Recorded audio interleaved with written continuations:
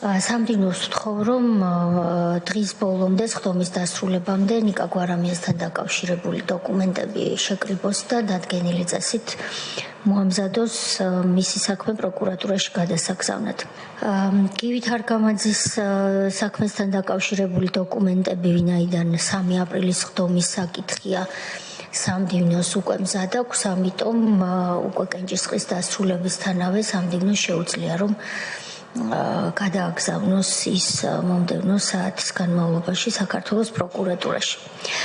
ასევე ჩვენ დღევანდელ სხდომაზე 11 საათზე ველოდით ბატონ ზურაბ გირჩინ ჯაფარიძეს. მან ბევრჯერ განაცხადა, რომ ის არ აპირებს კომისიის წინაშე გამოცხადებას არც დღეს და არც მომავალში. შესაბამისად, აქაც შეტყობინების პროცედურა დასრულებულია და ვაყენებ კენჭისყრაზე საკითხს, რომ ზურაბ გირჩინ ჯაფარიძის საქმეც გადაეგზავნოს შემდგომი სამართლებრივი შეფასებისა და რეაგირებისათვის საქართველოს პროკურატურას, ვინ არის მომხრე.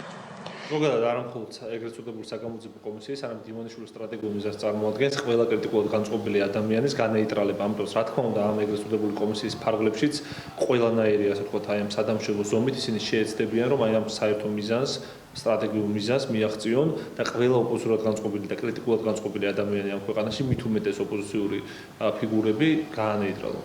ივანიშვილის მიერ შექმნილი საგამოძიებო კომისიის მიზანი არა სიმართლის დადგენა, არამედ არის დევნა პოლიტიკური აქტორების, პოლიტიკური ოპონენტების, რომელთა წინააღმდეგაც ივანიშვილი ცდილობს, რომ შეკეროს კონკრეტული საქმეები და პარალელურად შექმნა სამართლებრივი საფუძველი იმისთვის, რომ კრემლს და რუსეთს მისცეს შესაძლებლობა კონდეს შესაფერისი, შესაბამისი, უკანონო და პოლიტიკურად საქართველოს ეროვნული ინტერესების შემლახავი განცხადებები და პოზიციები, მათ შორის დამაზიანებელი პოზიციები საქართველოს ჯარზე, სამხედროებზე და აგვისტოს ომზე.